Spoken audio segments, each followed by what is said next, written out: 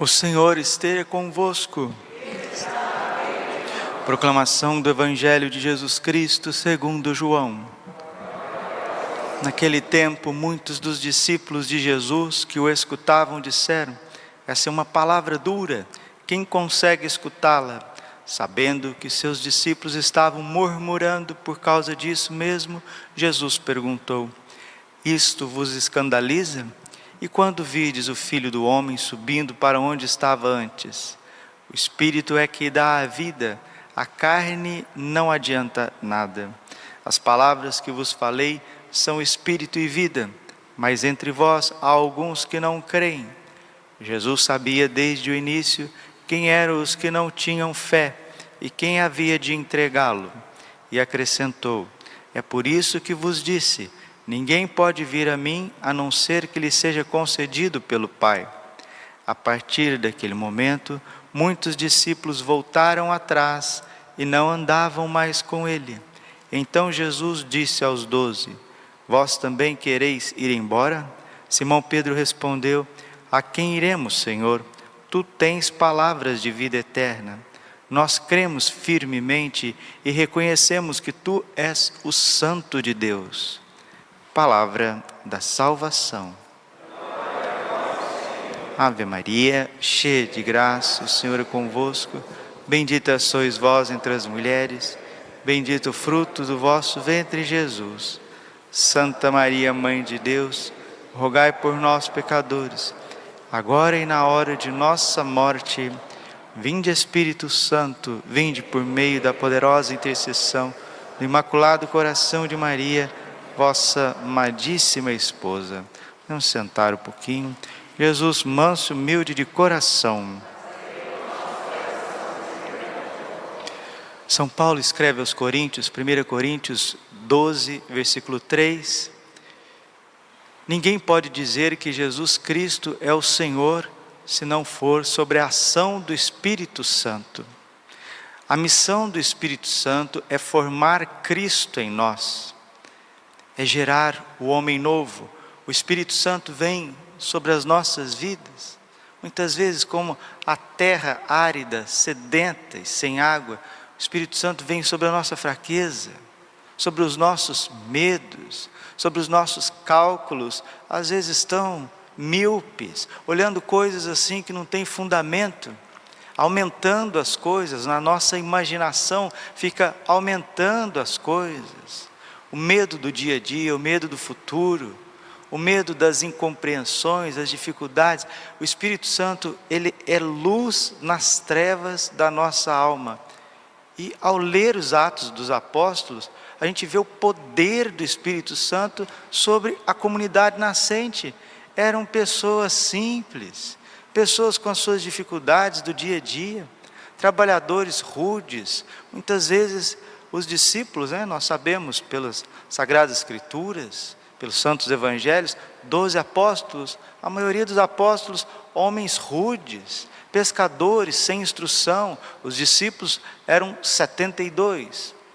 E mais aqueles que vieram e agregaram. Tinha um ou outro que tinha uma cultura a mais, tinha saído já para o universo helênico, É um ou outro que falava grego, já tinha viajado um pouquinho, conhecia um pouco a vida, mas o restante era um povo simples de Jerusalém e aos redores, que eles foram transformados. Mas padre, por que eles foram transformados de tamanha potência? Porque eles permaneceram, eles não foram embora, eles não retiraram, eles permaneceram, eles perseveraram com os apóstolos na oração. E meus irmãos, quando a gente persevera na oração, a gente recebe o dom do Espírito Santo. E o Espírito Santo, ele é tão maravilhoso em nós, que o próprio Jesus, Senhor da glória, ele diz em João 16, 12, eu tenho muitas coisas para dizer-vos, só que vocês não podem compreendê-las agora. Eu irei ao Pai, e quando eu for ao Pai, eu rogarei ao Pai e vos enviarei um outro Paráclito, e ele vos ensinará todas as coisas. A missão de Jesus, ela chegou até certo ponto.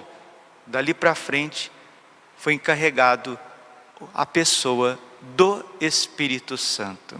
E o Espírito Santo, aonde está o Espírito Santo, está o Pai, está o Filho. Onde está o Filho, está o Pai, está o Espírito Santo. Onde está o Pai, está o Filho e o Espírito Santo. A Trindade, ela é uma única natureza de amor em três pessoas distintas, mas cada um tem a sua função específica. A função do Espírito Santo é gerar vida, é gerar a beleza, e os dons do Espírito, eles já começaram a fluir na comunidade nascente em Jerusalém. Jesus já tinha dito: aquele que crê em mim fará as minhas obras ainda maiores do que eu as fiz. Nós estamos vendo a cura de Enéas e a cura da jovem Tabita. Mais do que uma cura, uma ressurreição. O Espírito quer curar cada um de nós da nossa paralisia. Enéas estava deitado. Quando o Espírito Santo, através de São Pedro, tocou nele, ele ficou totalmente renovado. É o que está hoje na leitura dos Atos, Atos 9:33. Encontrou aí um homem chamado Enéas, que estava paralítico e há 8 anos jazia numa cama. Pedro disse-lhe: Enéas, Jesus Cristo te cura, levanta-te e arruma a tua cama. Quantas pessoas não estão paralíticas, não estão levantando dos seus problemas, estão prostrados nos seus problemas, estão embrulhados nos seus problemas. E Pedro, que também não é o homem mais perfeito do mundo, mas é instrumento de Deus, é escolhido de Deus, foi alvo das misericórdias divinas. Pedro já transformado por Pentecostes, Pedro já crescido na fé, Pedro instrumento da ação do Espírito Santo, com autoridade apostólica, cheio de amor, de caridade, toca no homem e diz: Enéas, meu irmão, Jesus Cristo te cura. Agora uma coisa é impressionante, né?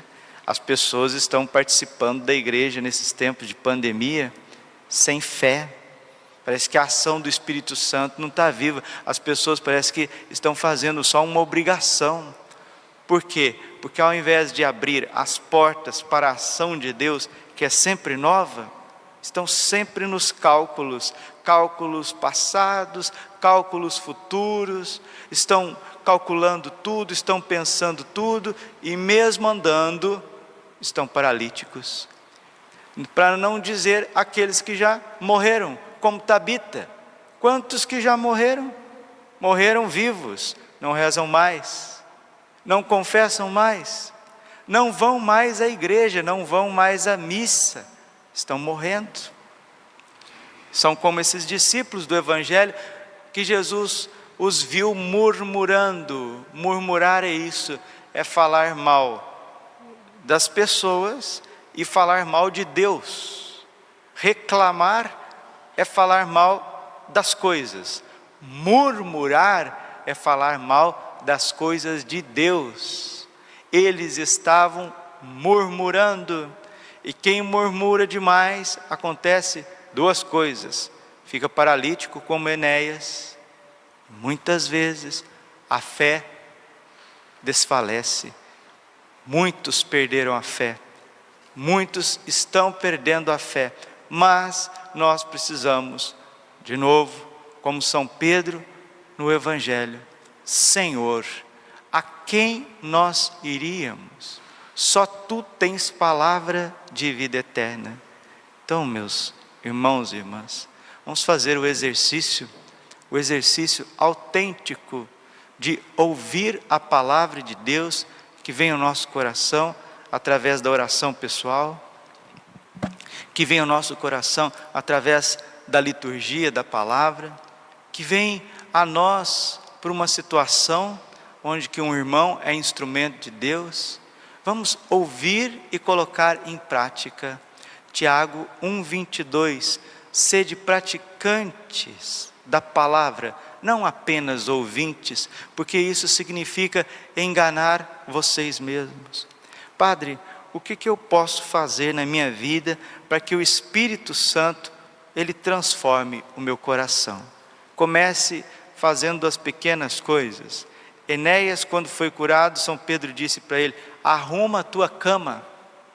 Padre Léo sempre dizia isso. Uma pessoa que não arruma a cama, que dorme, a hora que ela acorda, se ela não arruma a cama, se ela não volta, não ajeita o quartinho dela, é sinal que ela já está toda desorganizada por dentro. A organização espacial também ela é importante. A organização do quarto, a organização do escritório, a organização da tua agenda, a organização do próprio celular, a organização da paróquia, a ordem das coisas, as coisas bem organizadas, é a ação do Espírito Santo. Lembram do livro do Gênesis? O Espírito pairava sobre as águas, sobre o cosmos, e foi ordenando todas as coisas. Primeiro Deus quer ordenar a nossa mente e o nosso coração. E assim, uma vez iluminados, uma vez arrumados por dentro, nós já não somos pessoas que vivem aí paralisadas ou mortas. Pelo contrário, nós somos entusiastas de Deus. Os discípulos, depois de Pentecostes, os apóstolos, depois de ter experimentado o Espírito Santo, se tornaram entusiastas de Deus. E Nossa Senhora, ela vem falando para nós que o que vai salvar este mundo é o amor. Nossa Senhora afirmou inúmeras vezes e continua afirmando nas suas mensagens: é o amor que salvará este mundo. E o amor de quem prega, o amor de quem evangeliza, o amor de quem vai para a oração, o amor de quem vai para o trabalho, o amor de quem se arrisca, o amor de quem estuda, o amor de quem rejeita as obras desse mundo, o amor de quem perdoa 1, 2, 3, 10 vezes, o amor de quem quer crescer nas coisas de Deus, o amor de quem espera o tempo de Deus, o amor daqueles que se lançam, aqueles que investem o seu tempo, o seu recurso nas coisas de Deus.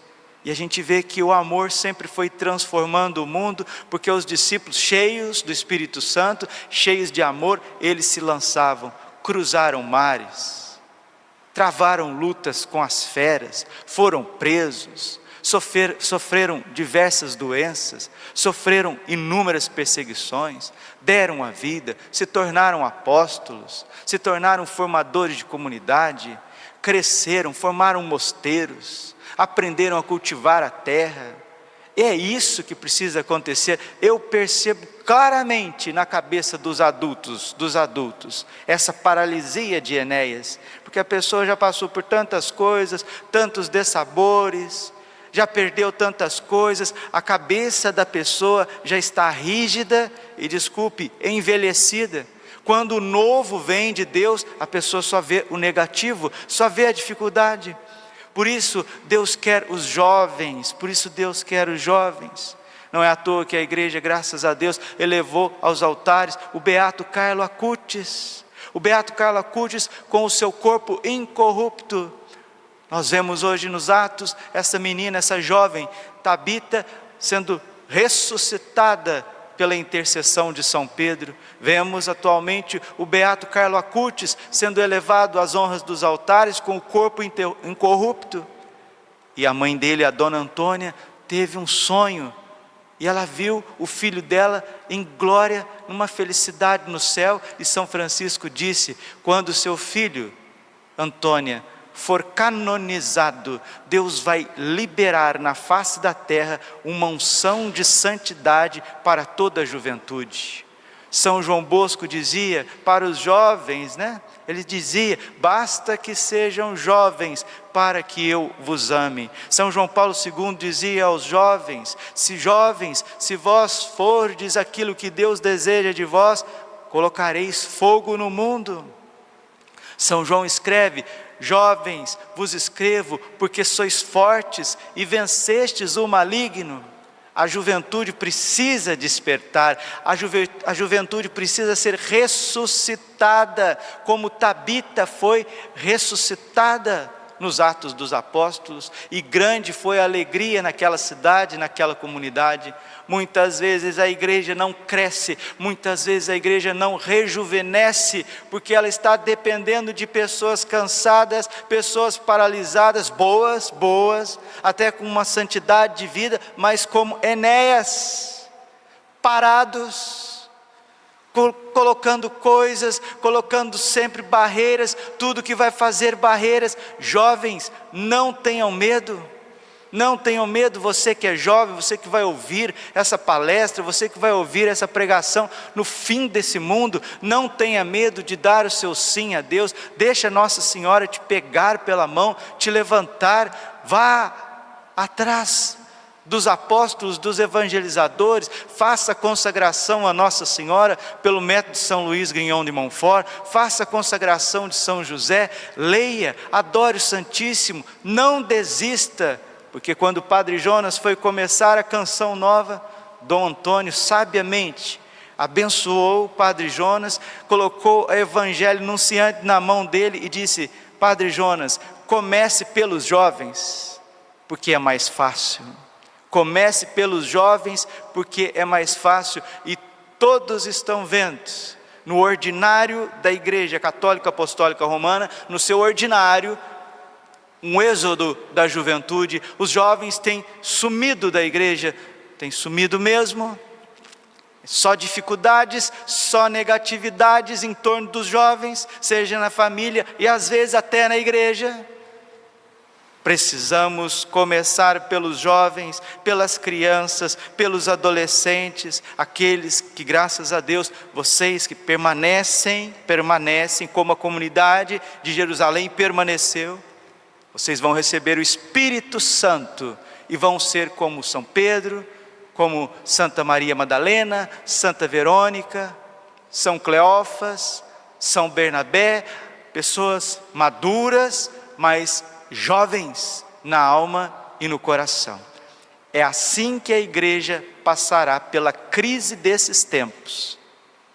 Se não houver uma audácia santa, como dizia Santa Teresinha, se não houver essa entrega, essa busca, esse desejo de santidade, começando pelos jovens, e os adultos ajudando, não colocando negatividade, não colocando barreiras, aí nós teremos uma igreja renovada, nós teremos uma transformação. Caso contrário, a paralisia de Enéas e a morte de Tabita, parece que é o que está reinando por aí.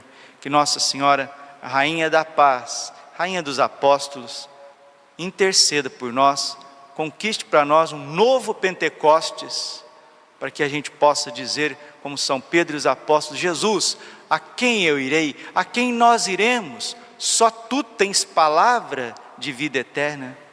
Se você não crê, se você não vem à missa, se você não quer arrumar a sua vida, o que você vai fazer? Vai ser instrumento do mal? O pecado vai dominar a tua vida?